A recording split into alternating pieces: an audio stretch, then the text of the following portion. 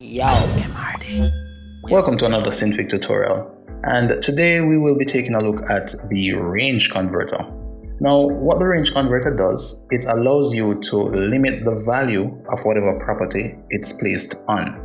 So here I have a circle, and I'm going to be applying the converter to the opacity. So let me right click, convert, and go to range. Now that gives us three subparameters, which is minimum, maximum, and link. So let's get into a bit of mathematical formulas now. So how these work, right, is the minimum value says that if the link, which is this value here, is less than whatever the minimum value is, then apply the minimum value. And the maximum states that if the link, which is this, is greater than the maximum value, then apply the maximum value. If it doesn't meet any of these conditions, then apply whatever the link is, whatever the value for the link is. So let's go ahead and test that out. I'm going to change the minimum value to 0.5, and let's get into it right now. So is the link less than the minimum value? No, it is not, right? This is 0.5 and the link is 1. So let's go to maximum. Is the maximum value, is the link greater than the maximum value?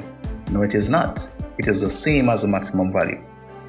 And as I said before, if it doesn't, if any of these conditions, if it doesn't apply to any of these conditions, then it will default to whatever the link is. And we see that the link is 1. Okay, so what if I was supposed to change this to maybe 0.5, right? What would happen? So before I even press enter, let us go ahead and check our conditions again. Is the link, is 0.5 less than the minimum value, which is 0.5? No, it is the same, right? Is 0.5 greater than the maximum value, which is 1? No, it is not. It is less than. So, being that it doesn't meet any of these two conditions, it will, of course, go directly to whatever the value for link is. So it will go to 0.5. So when I press enter, the opacity will lower by 0.5. So enter, and we see that's what happens here. And of course, if we put it to 2, which is a value greater than the maximum value, then it will automatically go to whatever the maximum value is. So that's pretty much how the range converter works. And that's it for this tutorial, and I will see you in the next one. yo. Yo, Kemari.